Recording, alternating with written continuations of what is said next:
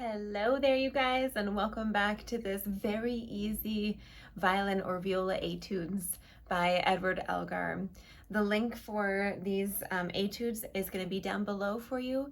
These are all public domain etudes that we can learn together, and the link will take you to the blessed imslp.org, which I would recommend getting a membership. It's only $2.99, I think, a month, or you can just pay for the year and be one and done with it.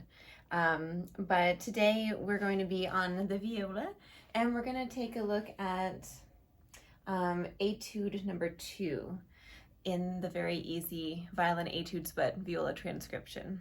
So this one's pretty straightforward.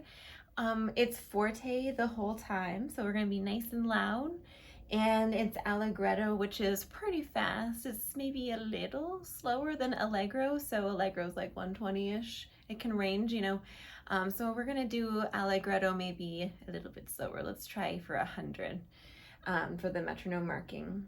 So a couple things that we want to look at first is the key signature and the time signature.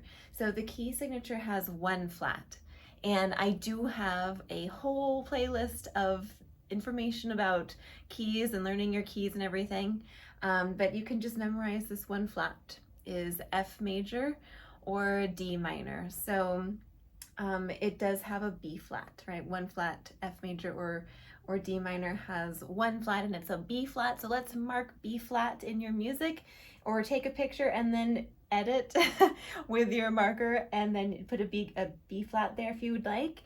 And then we're in 2/4. So 2/4, you got 2 beats, right? The beat is a quarter note. You've got 2 feet, 1, 2. So, you can kind of start to feel a sense of the beat.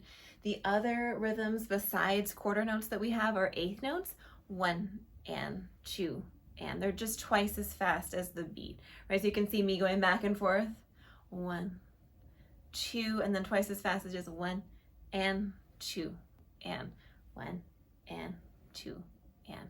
So we have to be a human metronome a little bit. So what we're going to do is we're going to play it all separate bows first, and the reason why is because whenever we do slurs, sometimes the bowing, the slur, can actually impact the rhythm, and we don't really want it to impact the rhythm, right? So for example, when you do 2 notes slurred, I'll play you the first little part here. I'm going to play you 3 different ways. Okay, here's the first way.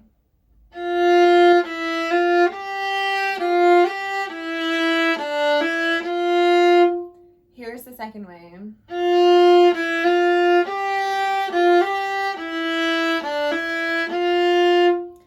Here's the third way.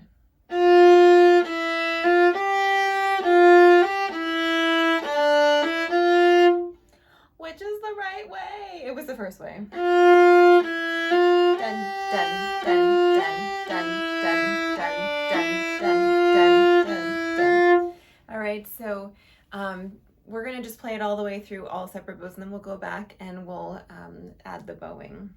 So let's give it a scan and see what strings we're on. We're on the D string, we're on the A string. There's a little bit on, there's like a little mini moment on the G string, and then a little mini moment on the C string. So we're gonna get our hand patterns for every string for the key. So let's start on the C string. C as in cat, your bottom string. So we've got C, D is a whole step, E is a whole step, F is right next to it, and G is a whole step. So we have the basic hand pattern. On the G string, we're gonna have G, a whole step to A. Here's our B flat, right? A and B flat are together. A whole step to C, a whole step to D. So we have the low 2, so the second finger is the only difference. And on the D string, D as in decoration, we have D, a whole step to E, a half step to F, a whole step to G, and a whole step to A, so another low 2 hand pattern. And on the A string, this one's where first finger is different. On the A string, we have A, half step to B flat. Remember, we got a B flat in the key signature, so we have a low 1. We have a whole step to C, a whole step to D, and a whole step to E. So we've got 3 hand patterns. Let's review. C string is the basic hand pattern with 2 and 3 together. The middle 2 strings are going to be low 2, and the A string is low 1 with all whole steps. Okay, can you see how my thumb actually changes positions for this one? Like in the basic hand pattern, it's kind of happy there, right? But when I'm in a low 1 hand pattern, I kind of don't have my thumb in line with first finger anymore. For me personally, I just gotta move it up there a little bit.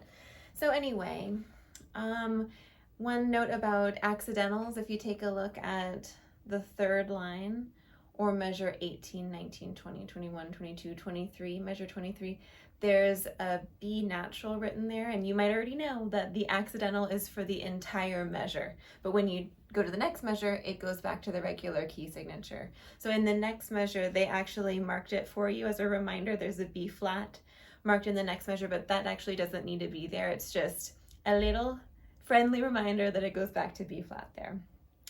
Measure 27, there's an F sharp, and it's just for that one measure, right? So if you want to circle any of these things, last detail, let's take a look at the last measure. The last measure has this little symbol that looks like this, this with a dot. That is the fermata, and a fermata is just held for a little bit longer than the value of whatever it's over. So it's just kind of up to you as the artist to decide how long do you want to hold that for an appropriate amount of time, right? And it's over a rest for us, so the piano must actually have something on that. And remember, these are for viola and piano, so you should definitely make a pianist friend and maybe try playing these through together. Okay, enough of me rambling. I'm gonna put the metronome on a little bit slower. Oh my goodness, my nail. Goodness. There we go. Okay, I'm gonna put the metronome on a little bit slower. We're gonna be, let's try to 84, okay? So all separate bows. This is our beat 1, 2, 1, 2, 1 and 2 and 1 and 2 and dun dun dun dun dun dun dun. This might be way too fast for some of you, and also perfectly fine for some of you, others of you. So I'm gonna just go a little bit slower just the first time through. Let's try it at 60, okay? Let's put it at 60. All right, all separate bows and nice and loud for the forte. So let's get our fingers ready to go, and the bow's on the D string, D as in decoration. Remember, we're in the low 2 hand pattern. Let's start to take a nice deep breath. So, and all the way out. 1, 2, 1, 2.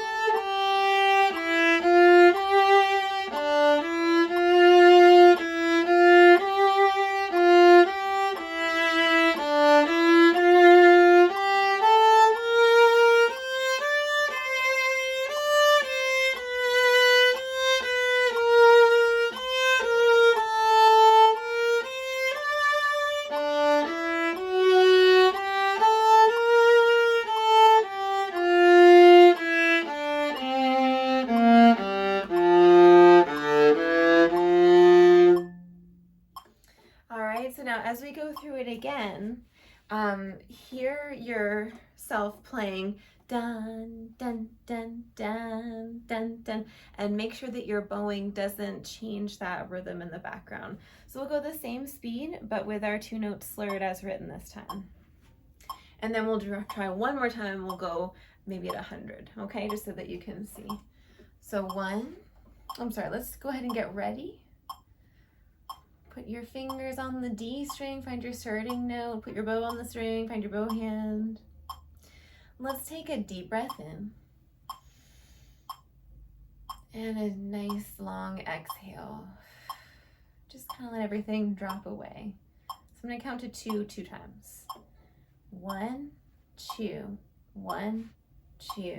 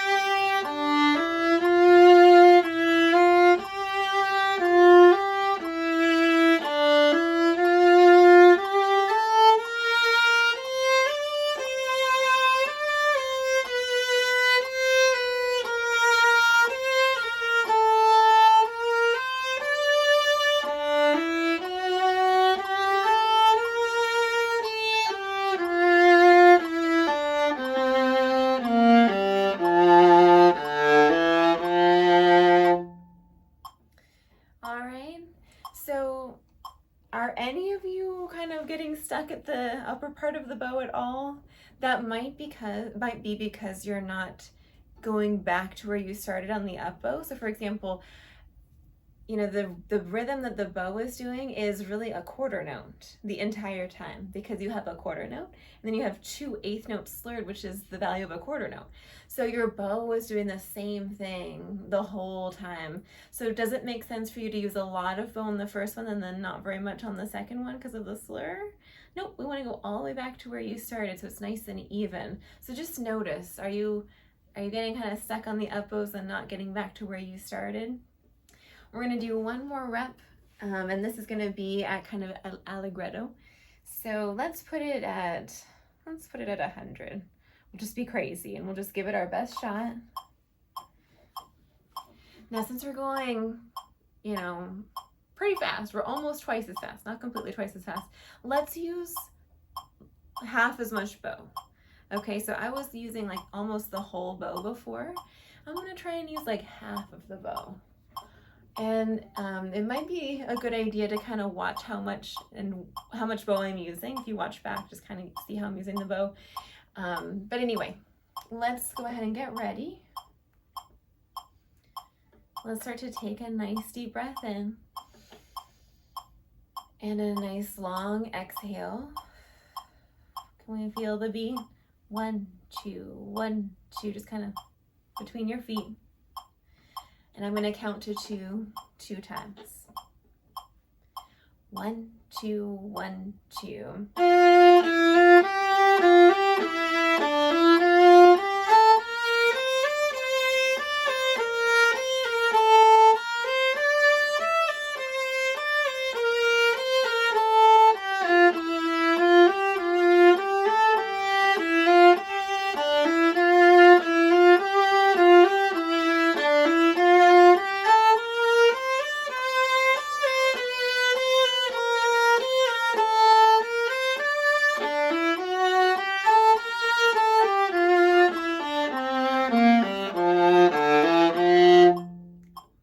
Did you make it? So that's going to be it for our little practice together today. I know that some of you have lots of time to practice and some of you don't have very much time to practice at all. And so I will give you 2 weeks to work on this one. And I will see you, I guess, on the 3rd week for exercise 3. But you know what, in the future, I'm kind of contemplating for those of us on Patreon of, and if you're not on Patreon and you're seeing this on YouTube, it's just because you're seeing this much later on. So we've already gone through it on Patreon. But if you're on Patreon right now and you're watching it right now, in the future, I might just throw a little tune in between weeks that we do Etudes. It's the end of the year right now, so it's a little bit crazy for me. So I'm not able to give you anything next week. But I think in the new year, we'll start to kind of intersperse Etude, and then the 2nd week we'll do like a little tune just to keep your interest, you know. And I would really love for you to work on these at our monthly virtual studio circle at the end of the month, the last Friday of the month at 7:30, whether you're on YouTube or Patreon. I'd love for you to join. If you've been practicing these, I'd love to hear you play through a portion of it. Even if it's just a work in progress, does not need to be perfect. But that would be a great thing to share with our little friendly community on the virtual studio circle. So lots of love. All of this stuff will be linked below. I will wish you well, and I'll see you very soon. Thanks for practicing with me today.